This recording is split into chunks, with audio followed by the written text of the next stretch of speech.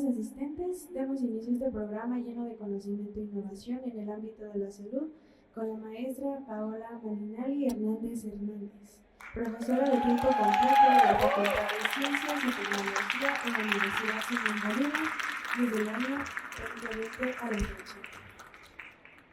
El doctor David Méndez Luna, análisis clínico y bioquímica de la licenciatura de la USL, con formación de doctorado en Ciencias e Investigación en Medicina y maestría en Ciencias en Farmacología. Y démosle la bienvenida al maestro Javier Alfredo Carballo Perea, maestro de Ciencias, estudió la licenciatura en farmacéutico biólogo en la Facultad de Ciencias Químicas y la Universidad Veracruzana. Cursó la maestría en Ciencias Químicas, quienes nos traen la mesa redonda recorrido por la historia del diseño de medicamentos, nuevas tendencias en el diseño de fármacos, aplicaciones de la IA y el Machine Learning.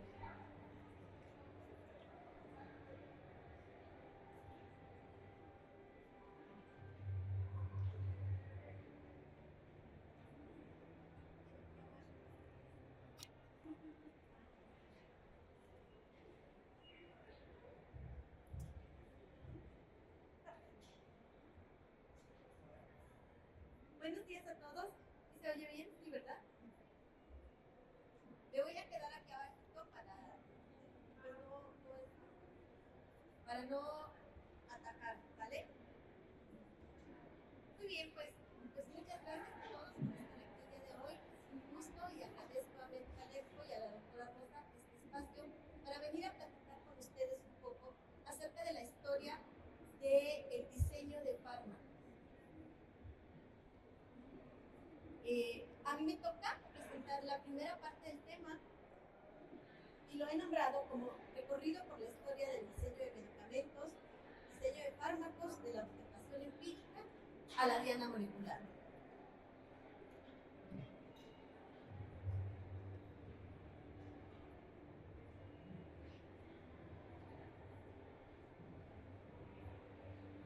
Muy bien, pues antes de comenzar, vamos a platicar acerca de qué significan algunas palabras que vamos a estar ocupando a lo largo de la plática, pues para que todos comprendamos de qué se trata.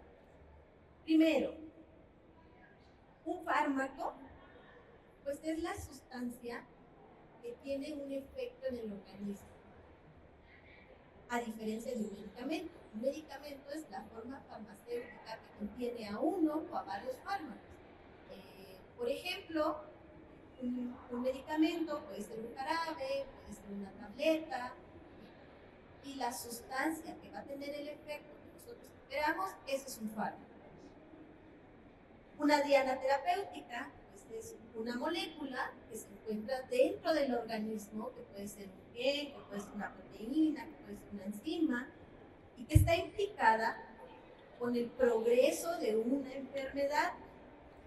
Y es sobre esta molécula sobre la cual tiene efecto el fármaco.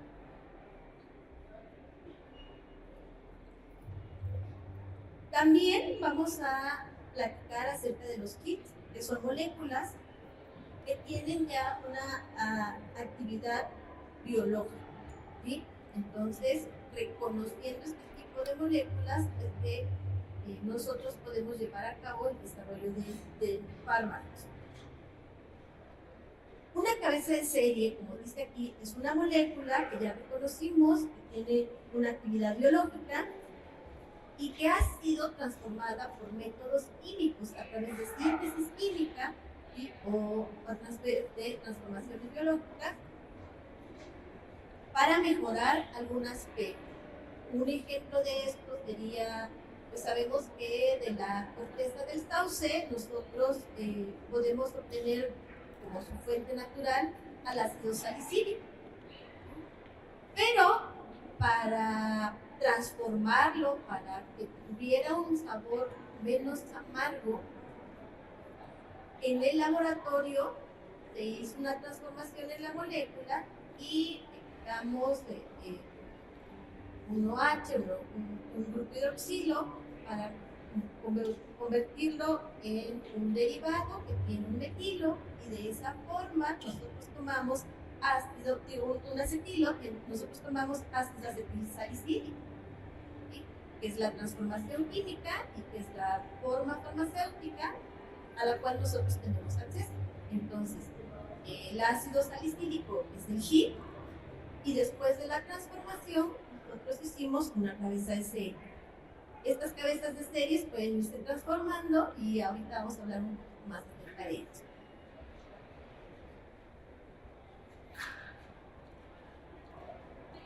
Bueno, la historia sobre cómo se han ido transformando los fármacos conforme nosotros hemos tenido acceso a mayor información, a mayor tecnología, pues se puede dividir en 3 momentos de la historia.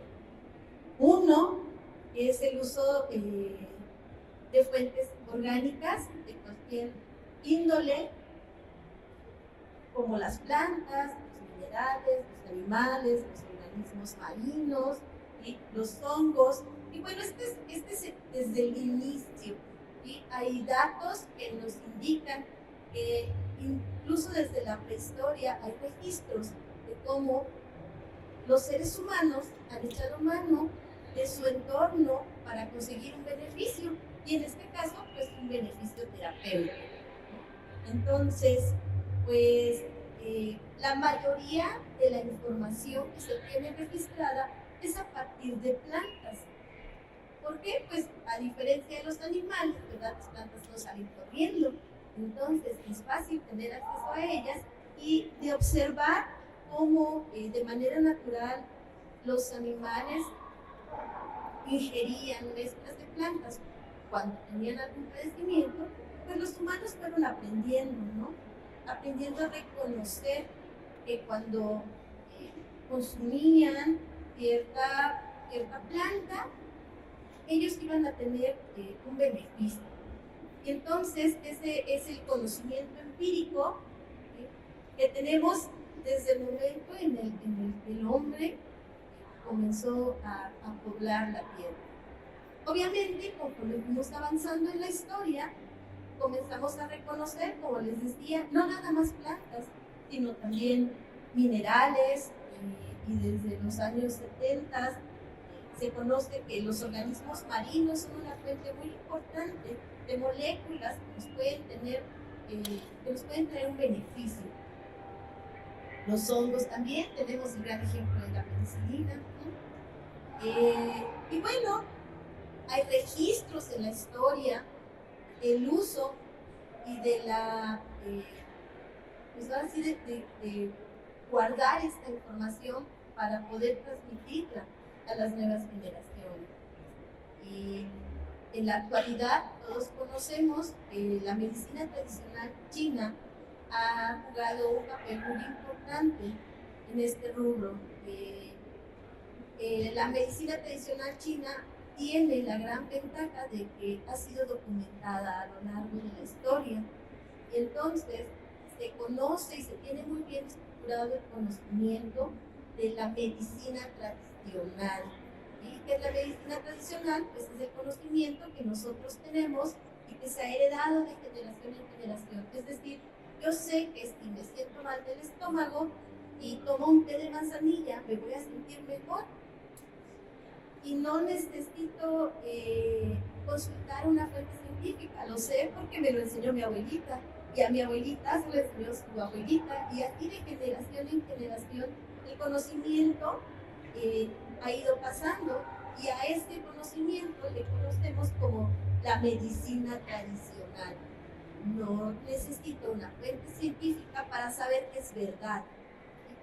Entonces, la medicina tradicional no solamente ha sido parte de la cultura china, sino que también ha sido parte de otras culturas, y tenemos algunos registros. Por ejemplo, en Egipto se usaban también los minerales, y se tiene registro del uso de animales. En el papiro de Ebers es el documento más reconocido y antiguo donde se comienza a tener pues ya una documentación acerca del uso, un poco más enfocado hacia el uso farmacéutico, ¿sí? Y pues esa es la historia en Europa, en Asia, ¿no? Pero en México, cuando pues somos conocidos por la otra parte del mundo, también teníamos nuestra propia historia y también teníamos el conocimiento acerca del uso de plantas y de animales. Está registrado en ese documento tan importante que nos representa en el mundo, que es el Códice Badiano. Es un registro del uso de la medicina tradicional importante en América. Y entonces, pues esos registros nos van a nosotros mostrando que la búsqueda del ser humano por poder mejorar su salud, pues ha sido parte de su historia, ¿sí? Y bueno, actualmente se reconoce que aproximadamente el 50% de los medicamentos que utilizamos en la actualidad tienen su origen en las fuentes orgánicas, ¿sí? Principalmente en las plantas. Y pues es un porcentaje muy importante, ¿no? Eso quiere decir que muchos de los medicamentos que nosotros consumimos en la actualidad fueron reconocidos con una actividad farmacológica desde el uso de la planta, desde la planta medicinal o desde el uso del organismo. Algunos, como hemos platicado, han sido transformados durante este proceso, pero su origen es vegetal, el uso de la planta vegetal. Y bueno, conforme la historia fue avanzando, conforme tuvimos más herramientas tecnológicas, pasamos de no nada más usar como tal la fuente vegetal, sino que para cuando llegamos al siglo XVI, XVII, pues vamos hablando también de los conocimientos que se tenían en la antigua Grecia. Ahorita vamos a hablar un poquito más de eso. Y antes de continuar, quiero comentarles que así como fue avanzando la historia, posteriormente podemos dividir este diseño de fármacos en el cribado, ¿sí? Que también el cribado es como tamizar moléculas. Antes íbamos poco a poco, paso a paso, y cuando tuvimos nuevas herramientas, pues pudimos utilizarlas en una segunda generación para nosotros poder diseñar fármacos. Y posteriormente y actualmente, ¿verdad? Tenemos las técnicas que son las técnicas computacionales, las ciencias ópticas y la bioinformática, que nos permiten hacer cuestiones que hace algunos años ni siquiera hubiéramos podido creer que íbamos a llegar a tener este dominio. Entonces, bueno, un poco les he platicado acerca de la medicina tradicional. Como les decía, cuando llegamos a la etapa en la que se tenía ya un poco más de conocimiento y de manejo de esto, pues podemos platicar acerca del avance entre los siglos XVI y los siglos XIX, donde grandes pensadores de Grecia, como Hipócrates y Galeno, empiezan a utilizar, a extraer esos compuestos, ya en lo que llegaría a ser el inicio de los laboratorios que tenemos el día de hoy. Paracelso, pues es un científico, un farmacéutico, que es quien nos enseña que el principio activo, es decir, la sustancia que tiene el efecto terapéutico, depende de la dosis, ¿sí? Que sea considerado un veneno o que pueda tener un efecto benéfico para nosotros. Es decir, a partir de ese momento ya estamos reconociendo que yo puedo no solamente recolectar, extraer, sino también cuantificar la cantidad que estoy administrando. Uno de los tremendos avances en esa época también pues es, como todos conocemos, o si recuerdan cuando estaban en la prepa y les platicaban en sus clases de biología de la llave y la cerradura, ¿y se acuerdan ustedes de cómo nos dicen que una enzima reconoce, pues ahora sí a su sustrato, y nos enseñan que es como cuando la llave solamente puede entrar en una cerradura y abrir una sola puerta? Pues esa similitud que debemos a Fisher también es la misma que nosotros utilizamos para reconocer en la actualidad de todas las sustancias y aquellas que tienen efecto terapéutico, exactamente cuál es la parte que nos está dando ese efecto, ¿sí?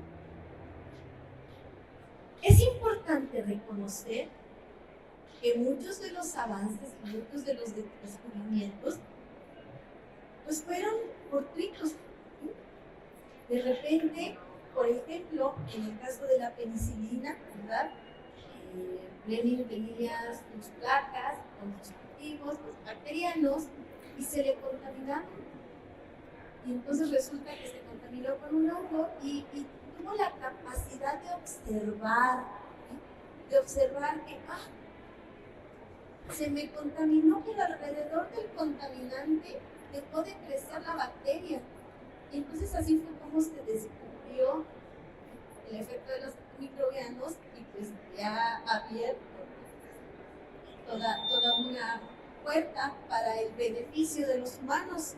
Y entonces a estos descubrimientos fortuitos, es decir, puede que haya sido la casualidad que nos llevó ahí, pero lo que es muy importante reconocer es que hubo alguien que tuvo la capacidad de darse cuenta de este pequeño detalle, ¿no? Y si no hubiera sido por eso que, pues se contaminó, quién sabe qué era, y ni cuenta se hubieran dado. Entonces, para que estos descubrimientos fortuitos signifiquen algo para nosotros, es porque alguien tuvo la capacidad de darse cuenta de que ahí estaba pasando algo diferente. Y entonces tenemos también, pues, otro ejemplo de estos descubrimientos, bueno, de esta casualidad a la que le llamamos serendipia, que es la simetidina, donde pues no es que fuera tan casual como en el caso de la penicilina, sino que algunas veces lo que sucede es que pues nosotros vamos avanzando en las investigaciones y a lo mejor no está yendo como nosotros pensamos y empezamos a descubrir que el camino que nosotros habíamos trazado pues no está funcionando, pero si somos capaces de reconocer que se abren nuevas puertas en estas investigaciones, entonces podemos redireccionar y no es tiempo perdido, podemos hallar cosas distintas que nos llevan a otros caminos que también nos van a traer un beneficio. ¿Sí? Okay. Y entonces, hasta aquí estamos hablando de la primera etapa del desarrollo de fármacos, es decir, lo primero que sucedió fue la observación. De la observación aprendieron los humanos y empezaron ellos a usar plantas, minerales, algunos hongos, y conforme el tiempo fue pasando, pues fueron estandarizando, descubrieron, ya sé que para tal cosa puedo usar tal planta, incluso puedo extraerla, ¿sí? Puedo utilizar, como en el caso de Emil Fischer, hongos, también puedo darme cuenta de que una misma sustancia me puede matar, pero también me puede traer un efecto benéfico. ¿Sí? Posterior a esto, llegamos a la etapa del tamizaje o el cribado, ¿sí? En el cual la química combinatoria y las pruebas de alto rendimiento, que se conocen como HTS, pues revolucionan esto. ¿De qué se trató? Bueno, pues justo lo que se hacía una vez que ya se conocían un montón de herramientas en síntesis química, se sintetizaban muchos compuestos a la vez, cambiándole pequeñas regiones a las moléculas, y entonces de repente teníamos no una o dos moléculas que sabemos que tenían este efecto, sino muchas moléculas al mismo tiempo, y se almacenaban en estas bibliotecas, ¿sí? Donde teníamos varias dianas moleculares. ¿Qué dijimos que eran las dianas moleculares? Pues eran esa parte de la molécula que es la que tiene el efecto que yo estoy esperando. ¿Sí? Y entonces, al acelerar la producción de moléculas, también se aceleraba la cantidad de sustancias activas que podíamos identificar como cabezas de serie. Y entonces, de repente había bancos enormes de compuestos, y de esos compuestos después se tenían que probar todos estos para ver cuál era el que tenía efecto en una diana molecular. Y entonces, resulta que otra vez tengo un montón de moléculas, pero ¿cómo le voy a hacer para poder analizar cuál de todas estas sí tiene un efecto? Pues se hicieron estos como robots que podían probar muchas muestras al mismo tiempo, y de esa manera se aislaron las pruebas. Y entonces esto era un boom en el año 2000 aproximadamente, en los 2000, 2020. Y sí, fue un paso grande porque pudimos probar muchas moléculas de manera mucho más eficiente que desde que iba yo probando en la medicina tradicional, pero pues al final se descubrió solamente el 0.1% de esa cantidad enorme de compuestos que se sintetizaba tenía un efecto terapéutico, podía llegar a ser un medicamento como tal. Y si ustedes, bueno, algunos que están más grandes ya lo han practicado en clase, otros no, para que un medicamento, desde que se conoce que la molécula tiene efecto hasta que es como tal una forma farmacéutica que podemos comprar en una farmacia, pasan entre 10 y 15 años. ¿Sí? Son muchos años. Y si nosotros pensamos en la época en la que solamente usábamos el extracto de la planta, invertir 15 años para que al final resultara que no era lo que esperaba, era mucho tiempo. Entonces, cuando nosotros comenzamos a hacer el cribado, el tapizaje y la química combinatoria, se comienza a acelerar ese proceso. Sin embargo, tampoco fue lo esperado. Y si bien se sintetizaron muchas moléculas, se probaron muchas, incluso con esta aceleración en las pruebas, solamente el 0.1% de ellas eran opciones para seguir probando modificaciones químicas que me permitieran tener una mejora en los fármacos.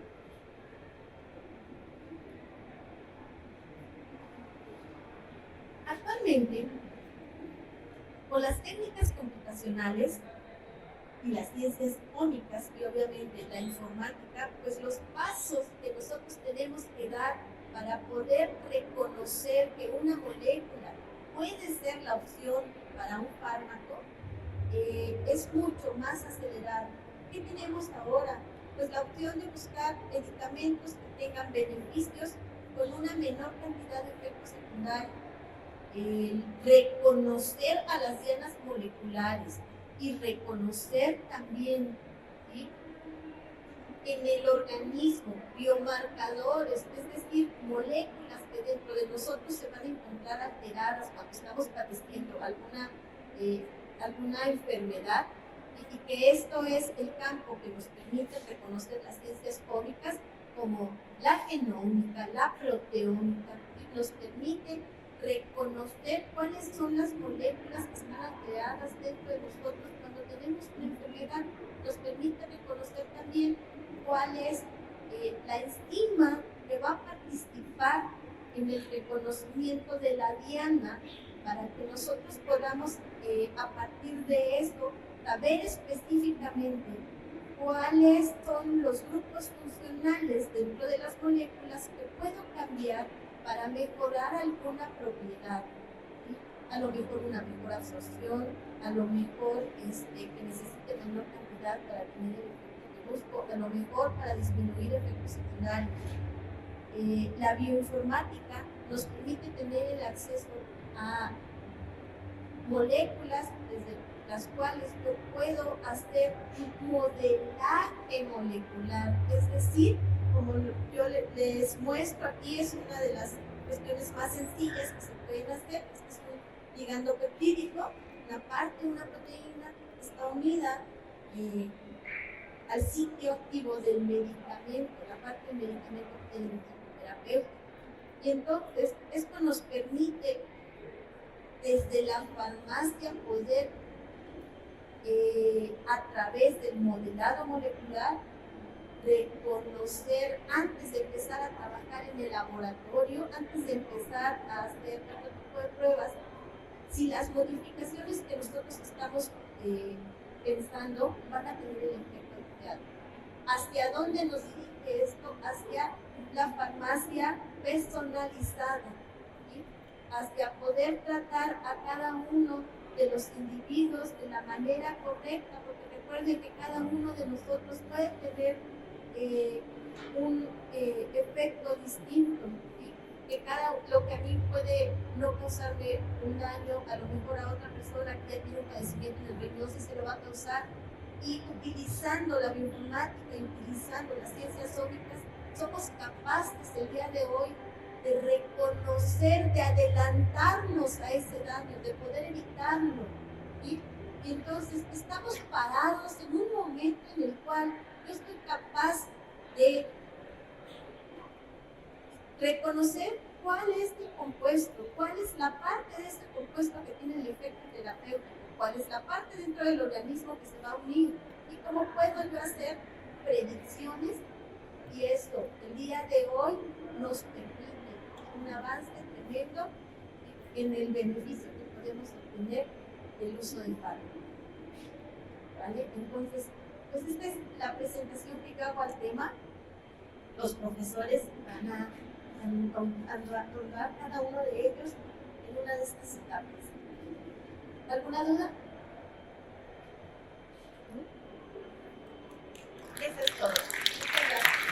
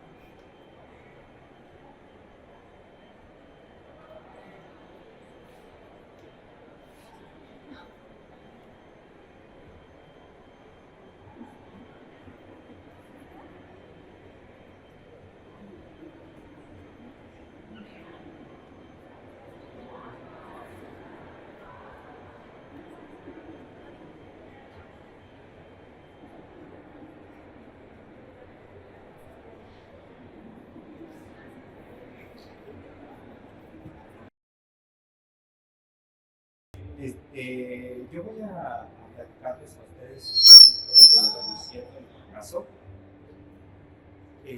reduciendo el fracaso, en el descubrimiento de fármacos. Vamos a ver de manera general las estrategias y me voy a centrar en una estrategia que actualmente manejo y es lo que estamos trabajando con investigación en la Universidad de Bolívar.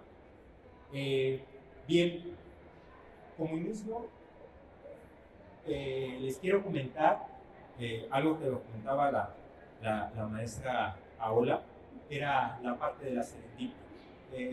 Y quiero comentarle a ustedes la parte de la serendipia porque le pasó a este investigador, es Stefan, en la industria Roche.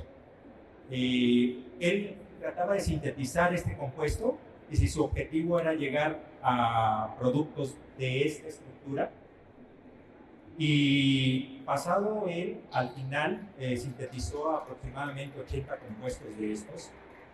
Al último compuesto le agregó una amina primaria, que se identifica de esta manera, es este.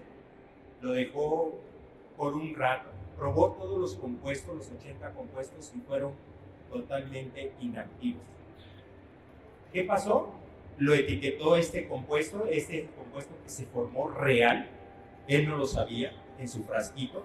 Siempre se dormía pensando que era este o aquel producto que se obtenía. Ese compuesto él lo etiquetó, así como nosotros lo etiquetamos los frascos, ¿verdad? En los laboratorios, lo etiquetó como RO50690. Estuvo ahí guardado, sintetizado en 1954, en 1953, lo que se empezó a sacar ese compuesto, y alguien por ahí empezó a probarlo y encontró la actividad ansiolítica que ahora conocemos. Ahora tomamos, ¿verdad?, muchos medicamentos derivados de ellos. El clordiazepóxido, que es en este caso el diazepam. Este compuesto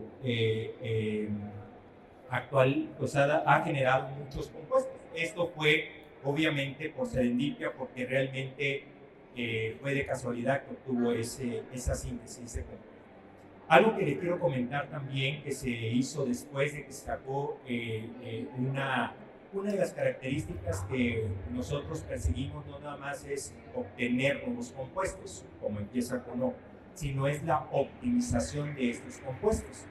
Del clordiazepóxido se empezaron a hacer estudios, por ejemplo, de CUSAR, y es lo que ahorita les voy a comentar, cambiando sustituyentes sobre el anillo, y en 1963 se generó el diazepam.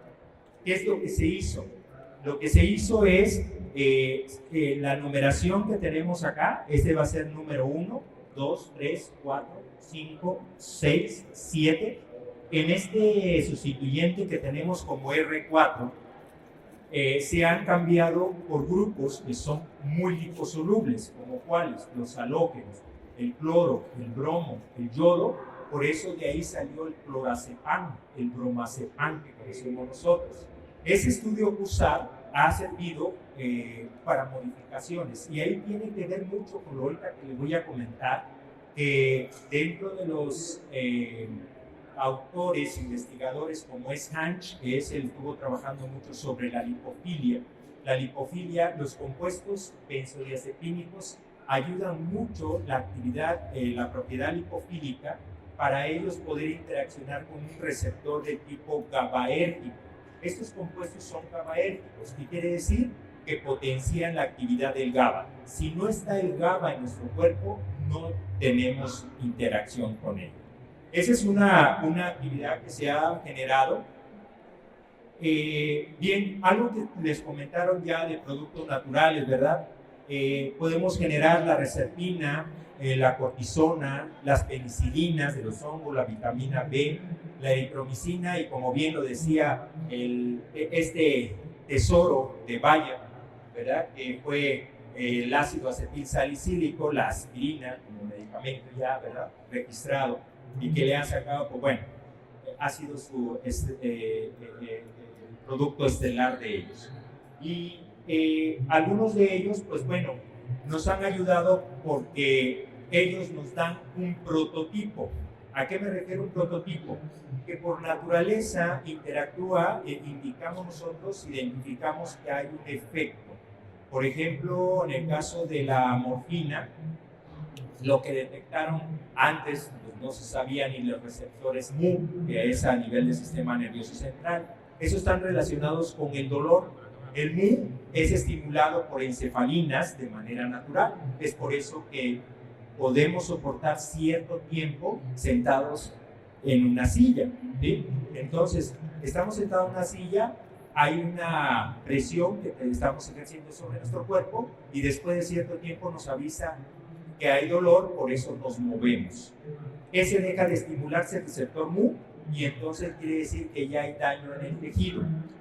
¿Qué es lo que observaron con la morfina? Que alguien podía tener un accidente, cortarse un brazo, levantarse y no darse cuenta que perdió la mano o el brazo cuando estaba intoxicado con morfina. Entonces identificaron, bueno, ¿qué es lo que sucede ahí? eso nos sirvió para sacar muchos medicamentos como prototipo. Está la metadona, derivados de ellos, mucho más potentes, menos adictivos, como en el caso de la morfina, y que tiene su acción. Bien. Otra característica también que nos van a hablar al ratito es de posicionamiento, lo más rápido lo quiero comentar. Está la talidomida, el sildenafil, el ácido acetil salicílico, algunos compuestos que se han ya, por ejemplo, el caso de la talidomida, un tiempo estuvo fuera del mercado, se puso en un cajón y actualmente en el PLM pues ya aparece, pero con todos los cuidados. Algo característico de la talidomida que podemos identificar acá, recuerden que tiene que ver mucho con este carbono quiral. Este es un carbono quiral, el cual puede existir en dos formas, en R y en S, en la mano izquierda y mano derecha. Uno de ellos es el que produce teratogénesis y el otro tiene actividad farmacológica. Cuando recién se sacó este medicamento, se hizo la mezcla, en la síntesis venía la mezcla de R y S. Entonces empezaron a dárselo, pues obviamente a las damas embarazadas, ¿verdad? Y porque controlaba pues, los vómitos. Pero el problema es que empezaron a ver ese efecto teratogénico en los recién nacidos. Y lo que le llevaron el efecto de foco, no desarrollaban las extremidades, lo que son ni las pies ni las piernas. Eso es un efecto y actualmente ya lo venden, claro que ya no para esa característica. Bueno, algo que quiero comentar algo rápido con ustedes son los métodos nuevos para obtener fármacos. Hay muchos, no hay uno que digan es el líder, el bueno, ¿no?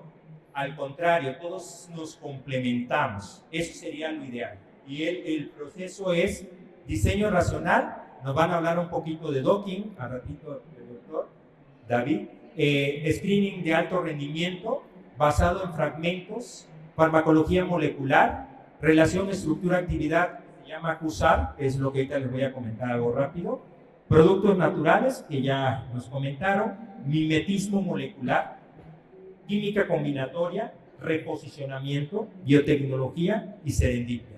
Todos ellos contribuyen a producir un nuevo fármaco. Y no nada más un nuevo fármaco, sino a optimizar un nuevo fármaco. Si optimizamos un compuesto libre.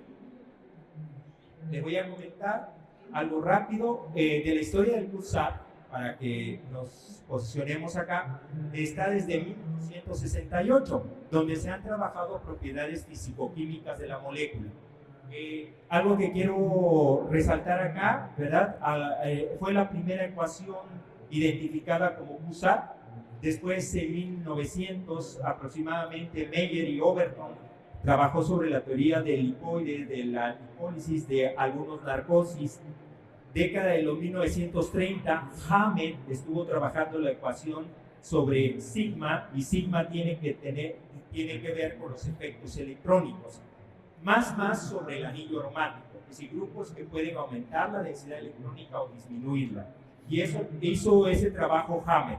Colin Hansch, que fue, como dicen por ahí, el padre de lo que es ahora conocemos como el CUSAR, ese sería el padre del CUSAR.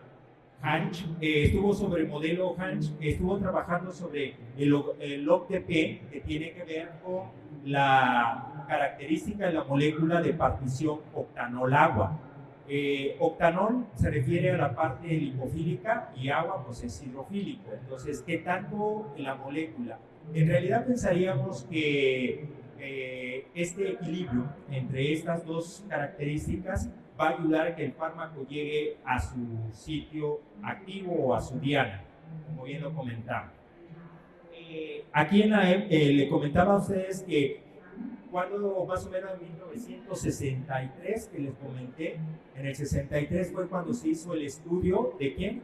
Del diazepam, ¿se acuerdan del clordiazepóxido? Que les dije ahí en 1963. En 1960, Hansch fue el que propuso eso y ahí se aplicó en el clordiazepóxido la parte de lipofilia.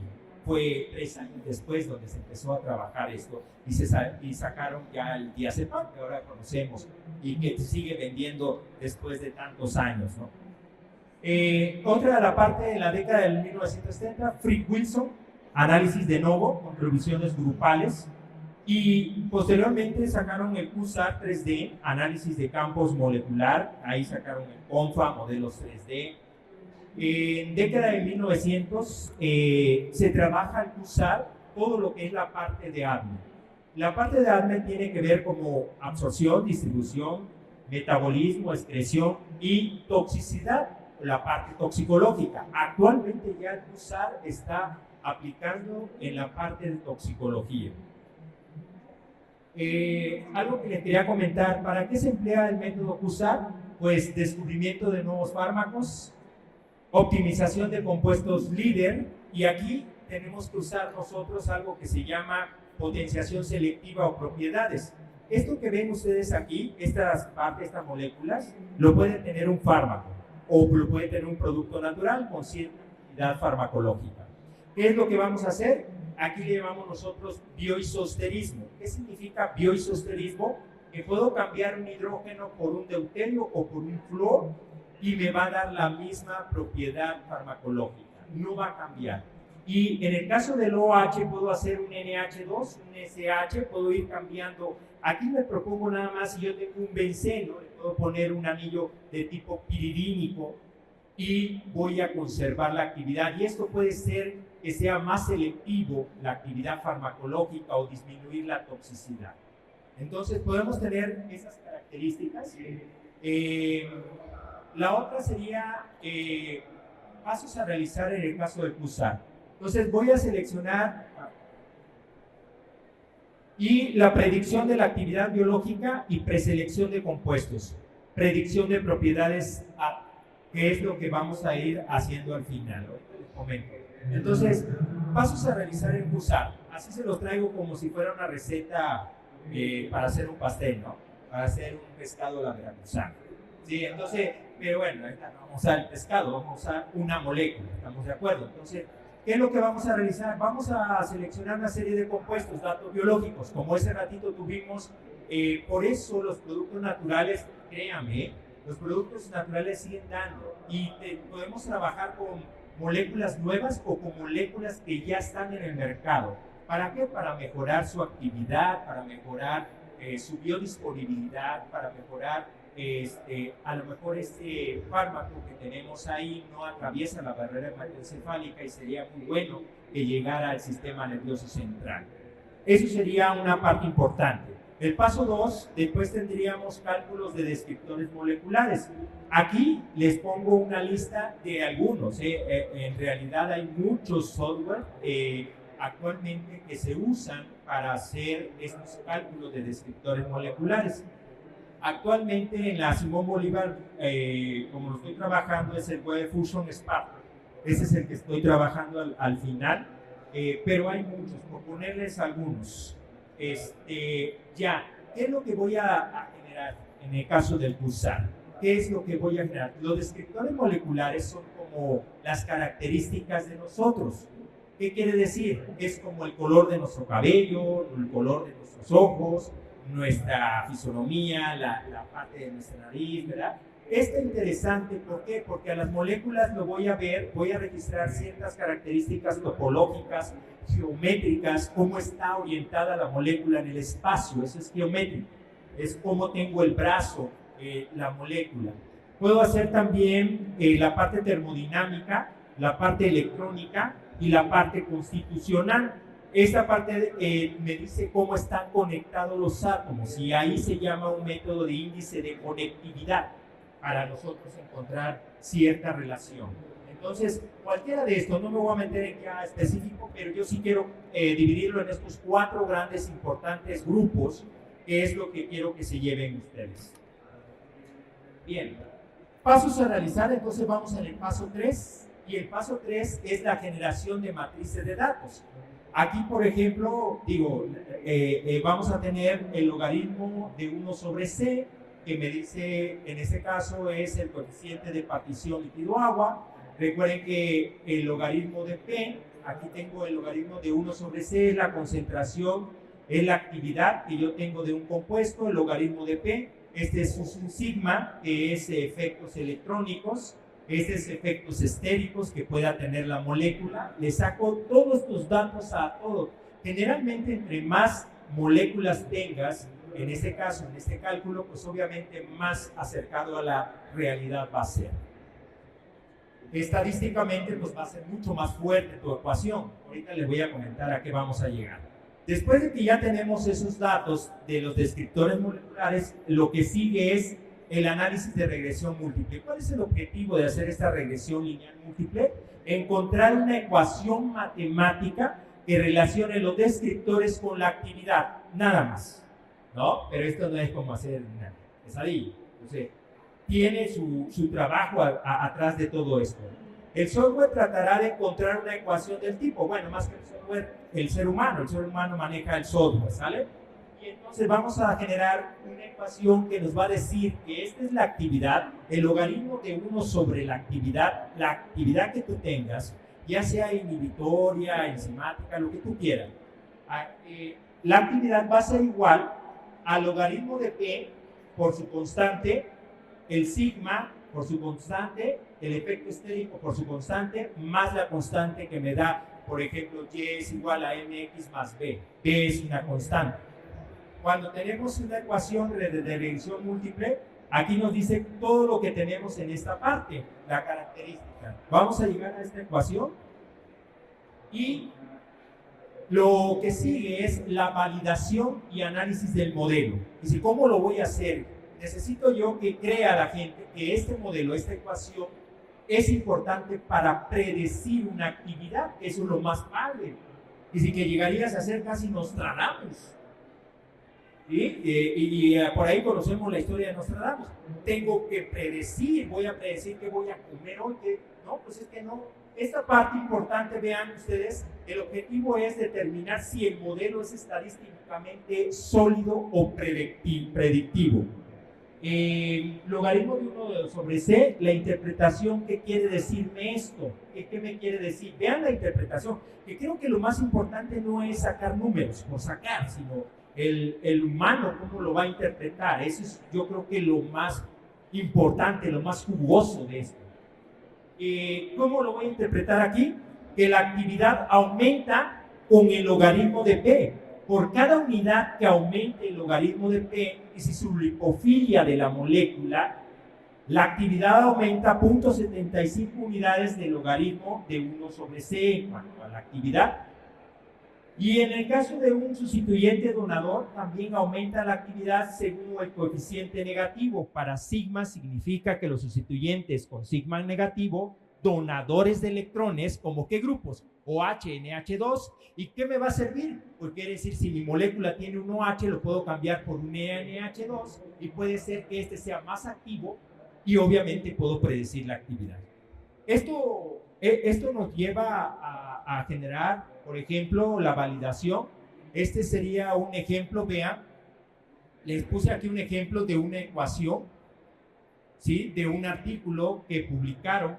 Aquí están los compuestos, aquí tienen los sustituyentes de los compuestos, aquí tienen el logaritmo de la ecuación, este es el logaritmo de la ecuación, y este es la predicción, y este es el que se obtuvo experimental cuando se puso la bata. Vean qué interesante, ¿no? Y si el experimental le dio 6.05, el que yo hago la predicción 6.15, vean la relación. Aquí se ve el residual que tenemos nosotros de esta predicción. ¡Wow! Nostradamus, ¿no? Entonces, esa ecuación, wow, lo va a guardar muy bien la industria farmacéutica.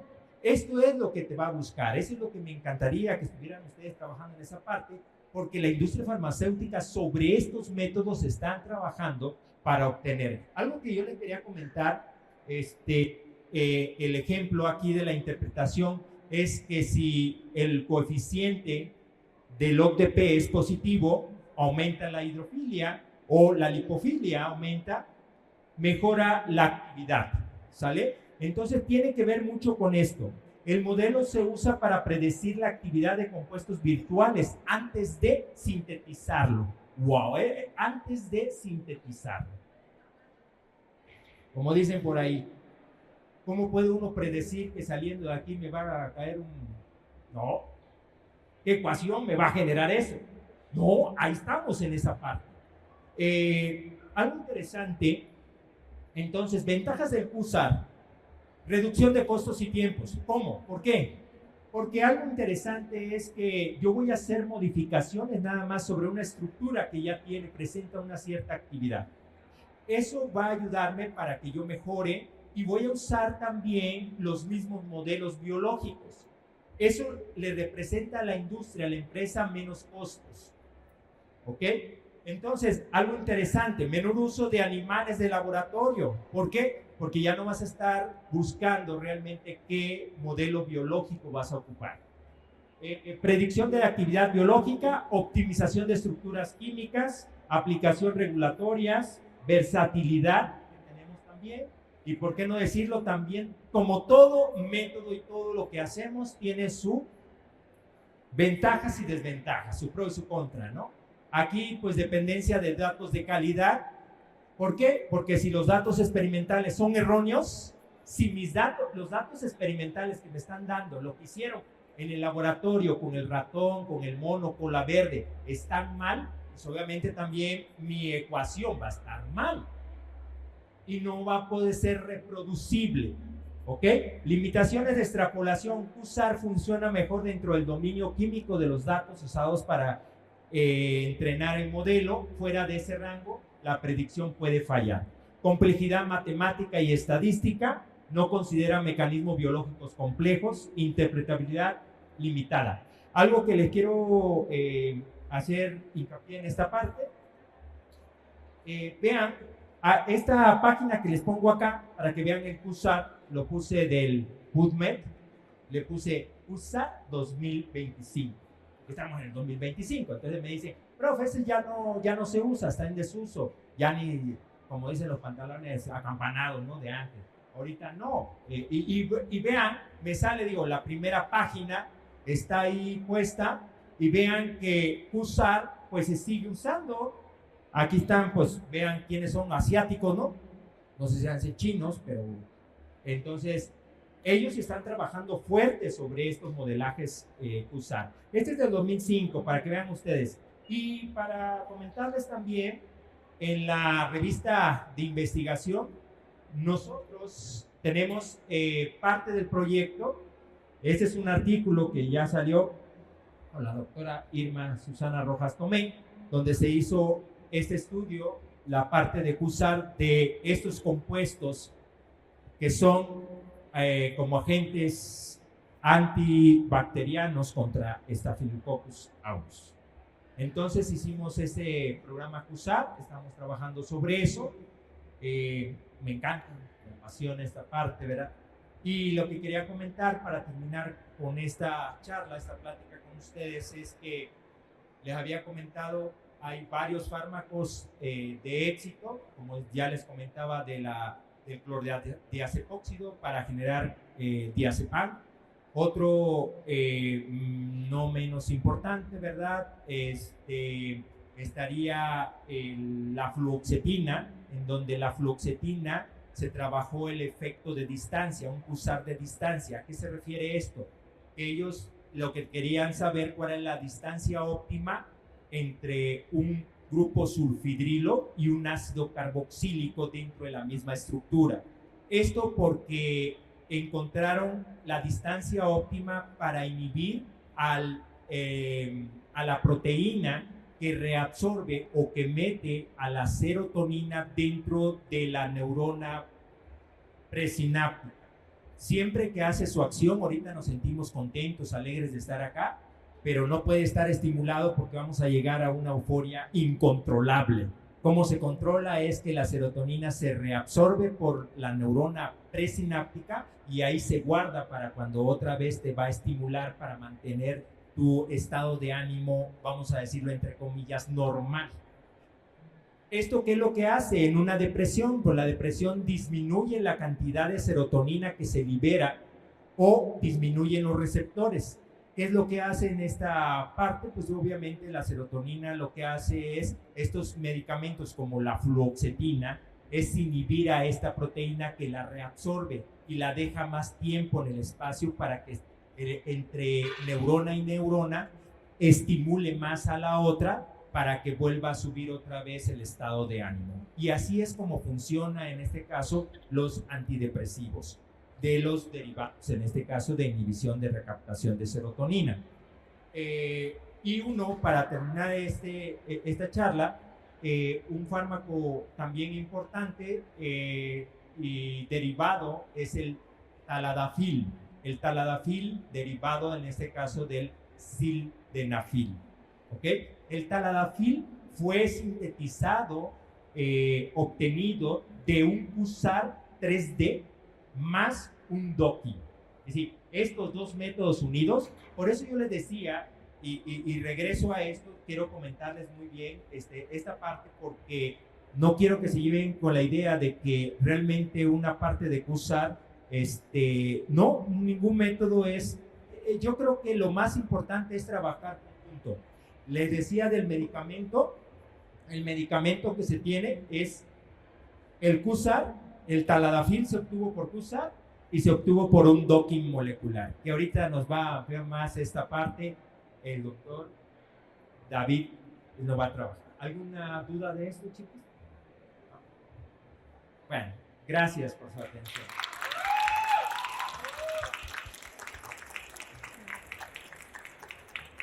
Démosle la bienvenida a nuestro siguiente ponente, el doctor David Méndez Luna.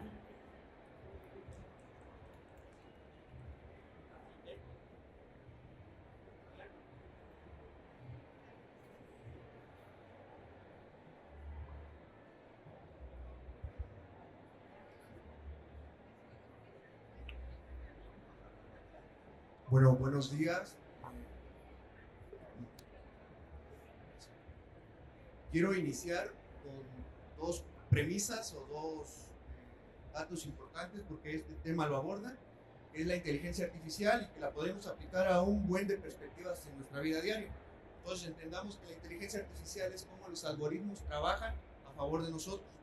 Y algo bien interesante es que esa inteligencia artificial se puede entrenar, aprender y mejorar un mundo de cuestiones, ¿vale? Entonces vamos a ver cómo esa IA y el Machine Learning está aplicado hacia orientado hacia el diseño de nuevos fármacos. Pero no me voy a poner la soga antes de ahorcarme, pero vamos a finalizar la plática viendo dónde queda el humano. Al final de cuentas, como me gusta decírselo a los alumnos, a los compañeritos que trabajan con nosotros en el laboratorio, la molleja le importa mucho. El feeling, en dónde quedamos nosotros, nuestro ojo, lo que sabemos, el expertise, ¿sale? Sí, estas dos herramientas son súper importantes, son de mucha ayuda, pero al final de cuentas nuestro humanismo es el que hace que todo fluya y fluya de buena manera, ¿vale?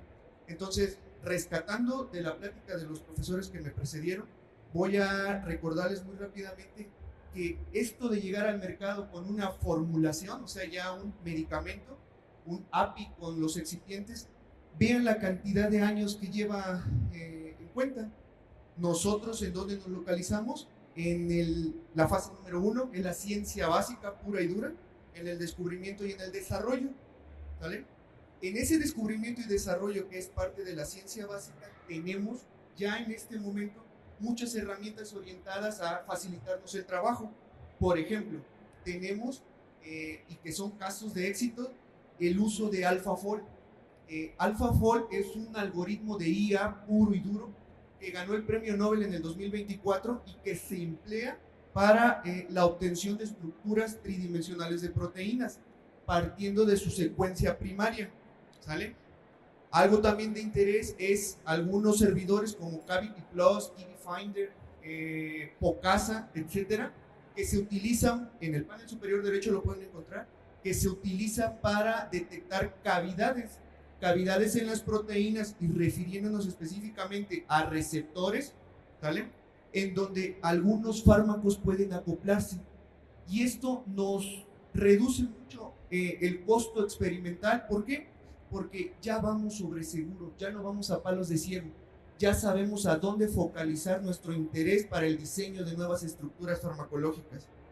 Después de que encontremos la cavidad más adecuada y sutil hacia dónde dirigir nuestros esfuerzos, nuestros intentos, vamos a aplicar una técnica computacional bioinformática muy socorrida, que es el acoplamiento molecular, del inglés docking, ¿sale? Ese docking nos ayuda a inferir cómo se va a acoplar un ligando en una proteína. El algoritmo nos va a proporcionar el delta G de unión, la energética, y las interacciones moleculares. Las podemos analizar con su servidor, con su visualizador gráfico, pero algo que me es muy importante decirles y que ojalá no pierdan de vista eso, es que es el ojo de uno, no el ojímetro, compañeros, es el ojo de uno el que definirá si esas interacciones moleculares son óptimas, son propicias para tratar de replicar, por ejemplo, en una síntesis química. Y posteriormente, algo que es muy útil es predecir cómo esas interacciones químicas se van a comportar a lo largo del tiempo, bajo una técnica que se llama dinámica molecular. La dinámica molecular clásica emplea software especializado como NAMD, como Amber, como GROMACS, pero ya encontramos servidores especializados como Yazara. Yazara proporciona simulaciones, tiempo, bioquímica, solvatación, ionización, etcétera, parámetros lo más cercanos a la biología posible, solamente sometiendo tu PDB, tu archivo PDB, y listo. Tenemos cómo se va a simular en cuestión de tiempo esas interacciones moleculares. ¿Y esto es para qué, jóvenes? Para recordar algo que nos mencionaban los profesores, los compuestos líderes, los lead compounds. Esos compuestos líderes que tienen en su estructura química algunos sustituyentes que a nosotros nos vienen a bien analizar. ¿Por qué? Porque podemos modificarlos. Y aquí es donde quiero que regresemos a lo del inicio de la plática. Es el ojo de uno, el expertise propio de nosotros, el que nos dirá si cambiamos un NH por un hidroxilo, si acetilamos, si protegemos con algún BOC, si no sé, formamos un cloruro de acilo para que ese grupo saliente luego metamos un amino y se haga una amida.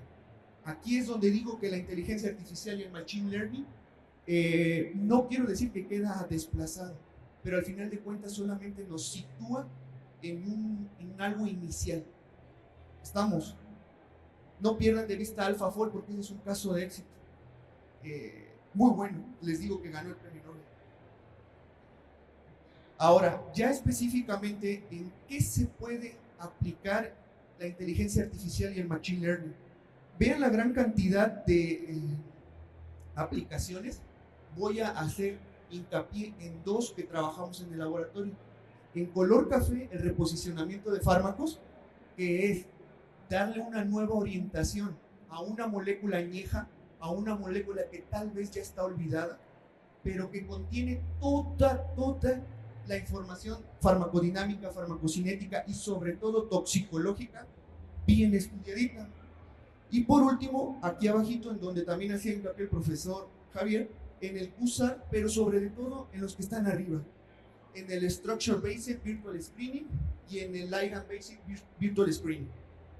Estamos haciendo referencia a que la estructura del receptor, la estructura de mi receptor para histamina H2, de lo que nos mencionaba el profesor Javier, mi receptor GABAérgico A, mi receptor dopaminérgico D2, me va a decir. Y esa información estructural a mí me va a basar para inferir qué estructuras químicas pueden llegar a su sitio de unión.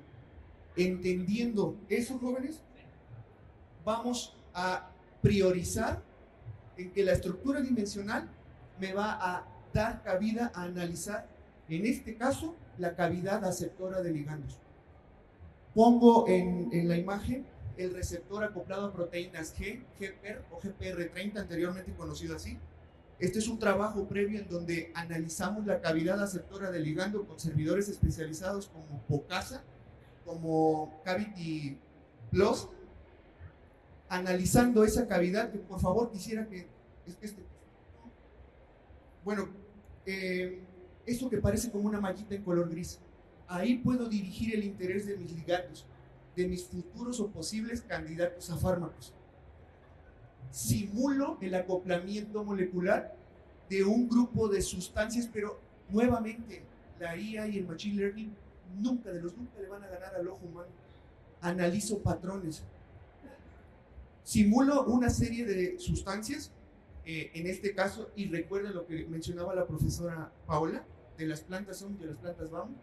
Ahí hay una muy buena fuente de compuestos con actividad terapéutica. En este orden de ideas tengo a los flavonoides. Recuerden que los flavonoides están compuestos del anillo de Flaván. Me gustaría señalarlo, pero me tendría que subir. Pero es el anillito que está con 2 hidroxilos pegadito a un anillo de 6 miembros que puede estar sustituido por un oxígeno. Ese es el anillo de Flaván.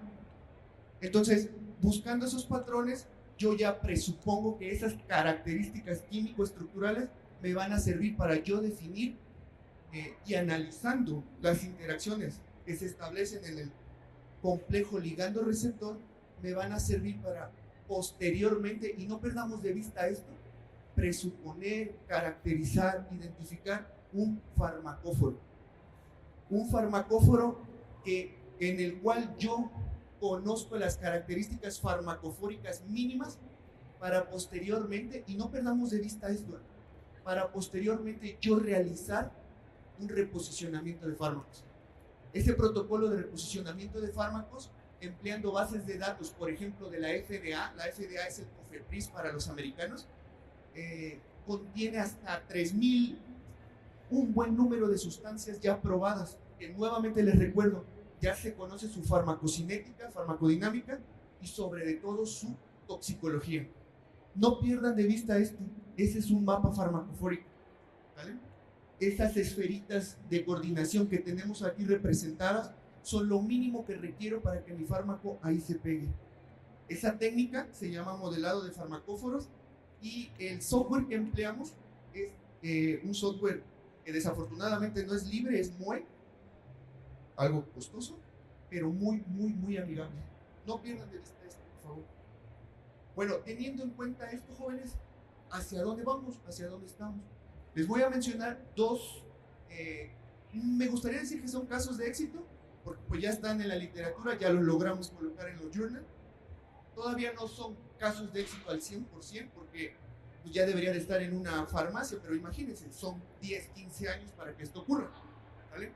En este año, retomando la experiencia que nos da el receptor acoplado a proteínas GPR30, conocemos que lo mínimo que requiere ese receptor para establecer interacciones con un ligando es que esos ligandos contengan análogos de tetrahidroquinolina.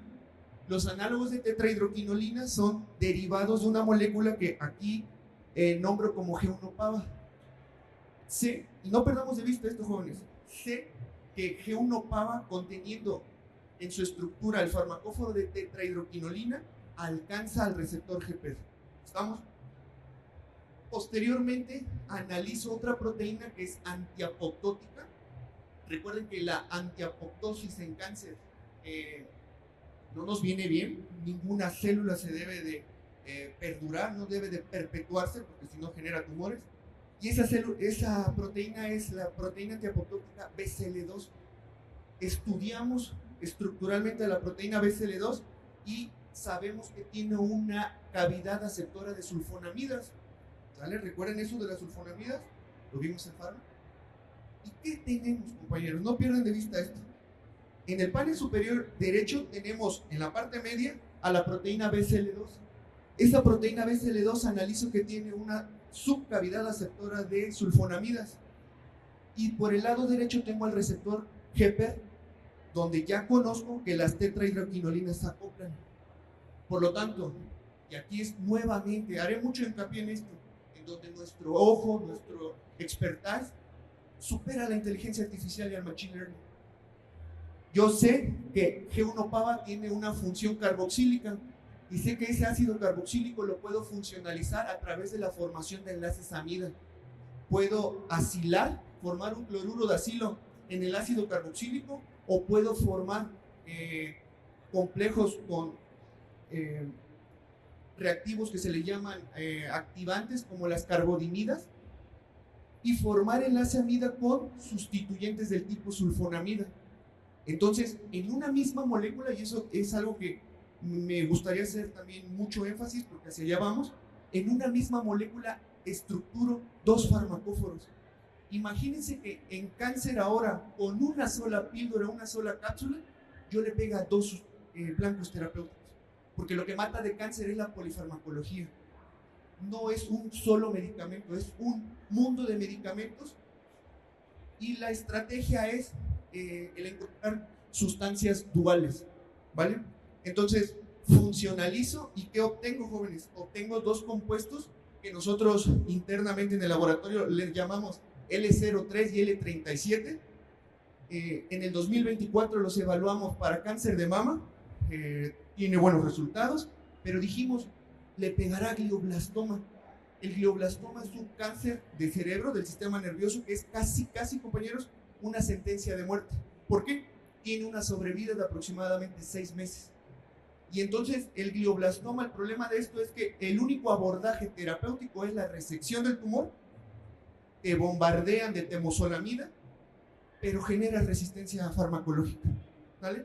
Entonces, evaluamos, y quiero que presten atención en lo de abajito, porque para mí es lo más motivacional. Evaluamos en paneles de líneas celulares. Por un lado tenemos la U373 y por el otro lado, en el lado derecho, tenemos la LN18. Son células de glioblastoma. Pegan bien, pegan bonito. Tienen muy buena IC50. ¿Qué es la IC50? La concentración inhibitoria 50. Con 50 micromolar matas la mitad de las células en cultivo. Pero lo que más me llama la atención es que este tipo de sustancias impide la proliferación del tumor. Este estudio lo hizo, ahorita se los voy a mostrar quién, lo hicieron en el Instituto de Bordeaux, en Francia, y vean cómo L06 a 10 micromolar no permite que prolifere las células tumorales, las encapsula.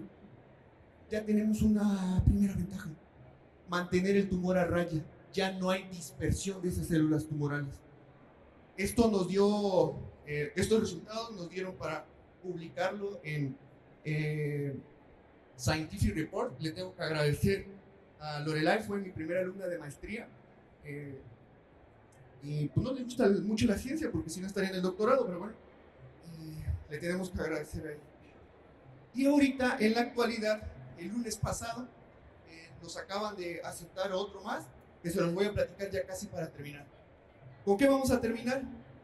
La experiencia de analizar a los receptores, entender cómo se acoplan los ligandos en el mismo, nos hace buscar a otros blancos terapéuticos. Siempre recuerden eso, toda enfermedad, y como ya lo mencionaron los profesores, tiene un blanco terapéutico a quien dirigir nuestros esfuerzos. No lo olviden, por favor. Tenemos a otra proteína. Esta proteína se llama CD36. CD36 es un receptor de superficie celular, y quiero que presten bien atención, jóvenes, porque en los patrones está el éxito. En la búsqueda de los patrones está el éxito. Este receptor CD36, ya con esta termino, este receptor CD36 permite la internalización de ácidos grasos a la célula. Recuerden que células tumorales tienen diversas estrategias para dónde sacar combustible. Nosotros sacamos primordialmente o primeramente combustible pues del ATP, glucosa, pero estas, aunque le quites el suministro, lo tratan de buscar de otras fuentes, particularmente de los ácidos grasos. Entonces, CD36, ¿por qué es de importancia para pues me dedico mucho al cáncer, pero para el tratamiento del cáncer? Porque permite la internalización de ácidos grasos libres. ¿Qué analizamos del receptor CD36? Analizamos las subcavidades. ¿Y qué subcavidades son de interés? La subcavidad aceptora de ácidos grasos, pero sobre todo la subcavidad aceptora de small molecules, de pequeñas moléculas. Analizamos, definimos en dónde están cada una de las subcavidades. En la parte superior derecha, en donde está el circulito, está la principal cavidad aceptora de ácidos grasos. Del lado izquierdo encontrarán a la secundaria, y en el análisis, por eso quiero que no pierdan de vista que el ojo humano nunca será suplantado. No quiero decir irracional ni verme muy puritano, pero el ojo humano será siempre el ojo humano y eso nos lleva a tener casos de fracaso y de éxito. ¿Qué analizamos ahí, jóvenes? Analizamos que tiene una cavidad aceptora de ligandos. Empezamos a dirigir el estudio a qué ligando se le puede pegar y encontramos diversidad química. Tenemos por el lado derecho una serie de moléculas que estudian para bajar la glucosa postprandial. Tenemos nuevamente un flavonoide y tenemos una molécula del grupo de los polifenoles. La pregunta aquí es, y ojalá algún día o en el momento me la hagan, es: ¿encuentran ustedes algún patrón en ello? ¿Encontramos algún farmacóforo en esto? Pues no nos podemos aventurar sin hacer todas las estrategias que venimos realizando. ¿Qué hacemos? Hacemos acoplamiento molecular empleando dos estrategias metodológicas, una nuevamente con el software MOE y otra con el software Autodoc. ¿Y qué tenemos, compañeros? El sitio de unión bien caracterizado. Y tras el análisis del sobreposicionamiento de las estructuras químicas, definimos un farmacóforo. Esto en la parte superior ya fue sometido, ya fue aceptado y nos está dando la pauta ahora para nuestra segunda parte de la investigación, analizando las estructuras químicas, cómo se pegan en el receptor CD36 y sobre de todo las características farmacofóricas que ahí encontramos. Hacemos un protocolo de reposicionamiento de fármacos. ¿De qué va este protocolo de reposicionamiento de fármacos, jóvenes?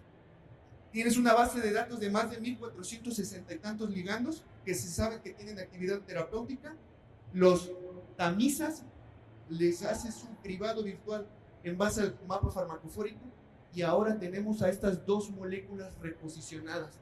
Estamos próximos a iniciar su evaluación in vitro. Ya estamos en el segundo nivel, en el segundo escalón de esto.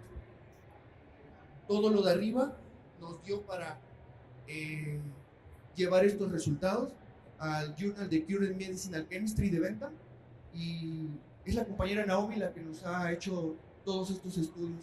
Entonces, no pierdan de vista que siempre hay un espacio para cuando estén ustedes interesados. Con esta me despido, muchísimas gracias. Hemos echado mano de ella y hemos aprendido a utilizar nuevas herramientas que nos permiten acelerar el proceso, a partir del cual nosotros podemos reconocer cuál es la molécula que tiene un efecto terapéutico, reconocer dentro del organismo la diana, es decir, hacia dónde va a pegarse para tener este efecto terapéutico, y cómo podemos modelar antes de comenzar a hacerlo para poder acelerar y pues reducir costos, ¿no? Entonces, el profesor Javier Carballo nos habló acerca de estudios in silico como el CUSAR, que nos permiten reconocer cuáles son los sitios de acción, hacer modificaciones químicas, y nos dio los pasos para reconocer o para llevar a cabo estos estudios de CUSAR con la intención de poder nosotros hacer nuevo descubrimiento de fármacos o, como decía el doctor David, reposicionar fármacos. Y posteriormente, en la plática de nuevas tendencias en el diseño de fármacos, reconocimos y aprendimos cómo es que la inteligencia artificial nos puede ser de utilidad en la predicción del diseño de fármacos para reconocer si va a tener el efecto que deseamos. Aprendimos también cómo es que a partir de este tipo de plataformas de inteligencia artificial nosotros podemos reconocer las partes, los grupos funcionales que me van a permitir que el fármaco pueda ser reconocido dentro del organismo, y cómo puedo hacer modificaciones químicas para poder tener un mejor efecto terapéutico. Nos mostró también cómo es que utilizando estas herramientas actualmente se ha podido dar una nueva oportunidad, es decir, reposicionar fármacos que nos permiten tener beneficios en el campo del cáncer. ¿Sí? Y pues sobre todo nos habló del reconocimiento de grupos funcionales como las tetrahidroquinolinas para que puedan ser después reestructurados y tengamos un nuevo efecto farmacológico. Les agradezco las pláticas, un gusto estar aquí con ustedes y compartir esta mesa. Gracias por compartir con nosotros todo su conocimiento.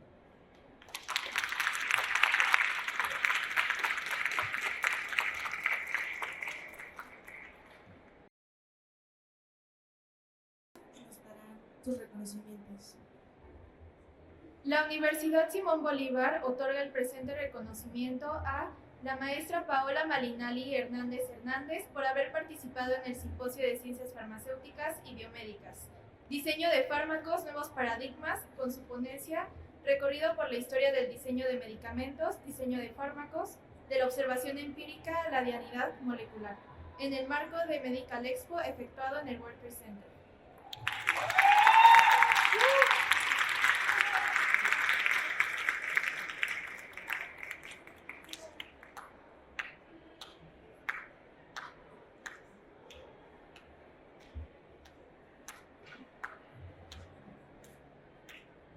La Universidad Simón Bolívar otorga el presente reconocimiento al maestro Javier Carballo Perea por haber participado en el Simposio de Ciencias Farmacéuticas y Biomédicas, diseño de fármacos, nuevos paradigmas, con su ponencia, reduciendo el fracaso en descubrimiento de fármacos, estrategias predictivas con modelo en sílico, USAR, en el marco de Medical Expo efectuado en el World Trade Center.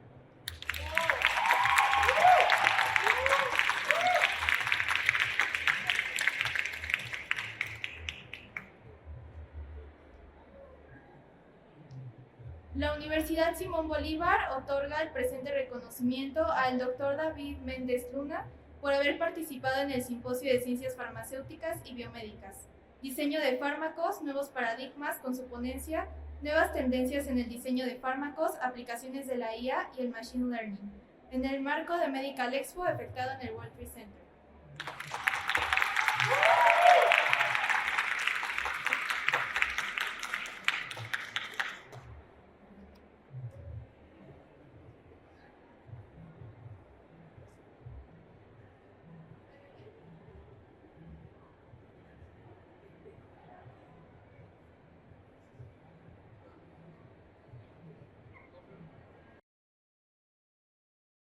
Alfredo Carballo Perea, en nombre del Comité de Medical Expo, les hacemos entrega de reconocimiento.